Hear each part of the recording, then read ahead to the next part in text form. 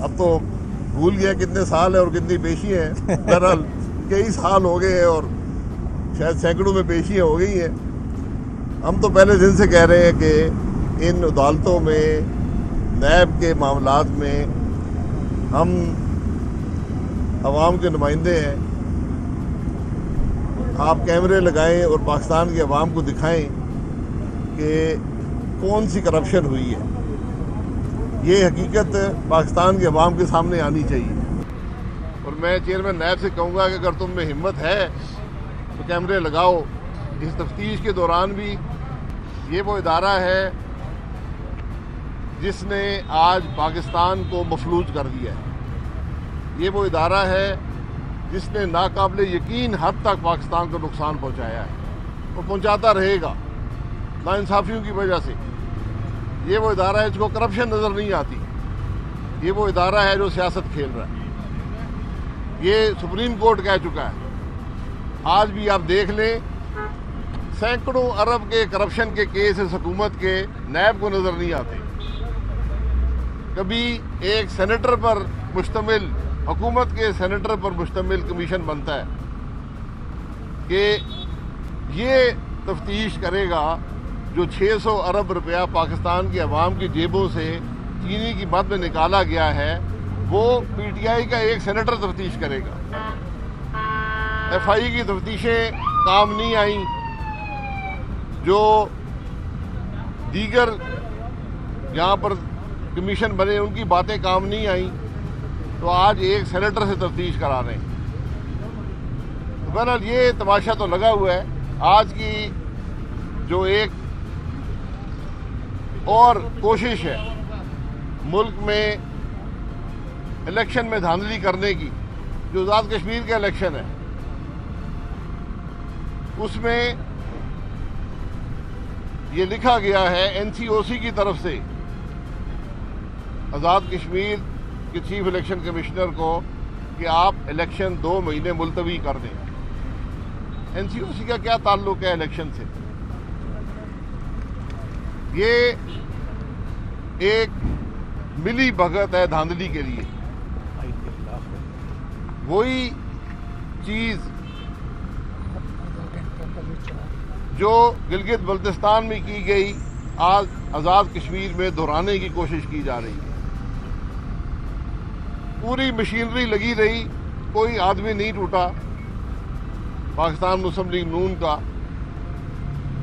3 दिन पहले एक इलेक्टेड एमएलए को तोड़ा गया और उसके गले में पीटीआई का पट्टा डाला गया। वो फोटो आप जरूर देखें कि उस आदमी की आंखें ऊपर नहीं उठ रही, सर उसने नीचे किया हुआ है। ये आज आज़ाद कश्मीर के इलेक्शन की हकीकत है। आज़ाद कश्मीर में धांधली करेंगे तो दुनिया को क्या मुंह दिखाएंगे? हिंदुस्तान के सामने हमारी पोजीशन क्या होगी? आज एनसीओसी इलेक्शन डिले करने की बातें कर रहा है। क्या ये बात आईनी है? क्या ये मुतालबा एनसीओसी कर सकता है? पूरा पाकिस्तान चल रहा है इलेक्शन में, तो बड़े आसानी से आप एसओपीज इम्प्लीमेंट कर सकते हैं, उसमें कोई मसला नहीं है। क्या पाकिस्तान के अंदर इलेक्शन नहीं हुए? जीबी का इलेक्शन कोविड के अंदर हुआ। क्या आज आज़ाद कश्मीर में ज़रूरत पड़ गई है? कम है। आज कोशिश पूरी है कि इस इलेक्शन को भी यहाँ से भी अवाम की राय को तोड़ा जाए, इलेक्शन चोरी किया जाए। लेकिन हम ये भूल जाते हैं कि दुनिया देख रही है। पाकिस्तान में इलेक्शन चोरी हुआ, उसके असरात आज पूरा मुल्क बर्दाश्त कर रहा है। जीबी का इलेक्शन चोरी हुआ, पूरी दुनिया ने देखा। आज़ाद कश्मीर में जब इलेक्शन चोरी होगा तो हमारे कश्मीर में मौक़िफ़ की क्या हैसियत रह जाएगी? हम हिंदुस्तान के सामने क्या बात करेंगे? ये जो हम अमन की बातें कर रहे हैं, पहले अमन अपने मुल्क में तो कायम करें। पहले इलेक्शन तो अवाम की मर्जी के मुताबिक होने दें। पहले अवाम की राय का एहतराम तो करें, वोट को इज्जत तो दें। ये इलेक्शन आते जाते रहेंगे। कश्मीर का हमारा 73 साल का मौक़िफ़ है। अगर वो कमज़ोर हो गया तो ये उसकी तलाफी कौन करेगा? और जब भी आप इखलाकी कदरों को तोड़ते हैं, जबकि आपका मॉरल हाई ग्राउंड आप लूज कर जाते हैं, तो फिर आप किसी के सामने अपना मौक़िफ़ नहीं रख सकते। आपका मौक़िफ़ मजबूत कमज़ोर हो जाता है।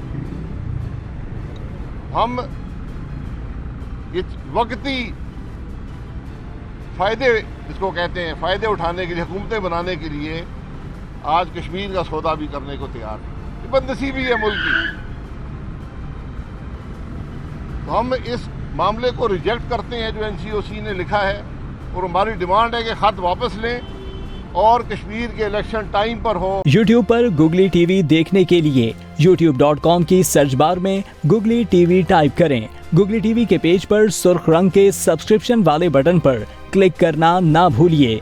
YouTube पर अपलोड होने वाली वीडियो से बाखबर रहने के लिए बेल आइकॉन पर क्लिक कीजिए। आपको हर नई आने वाली वीडियो के बारे में नोटिफिकेशन मौसूल हो जाएगा।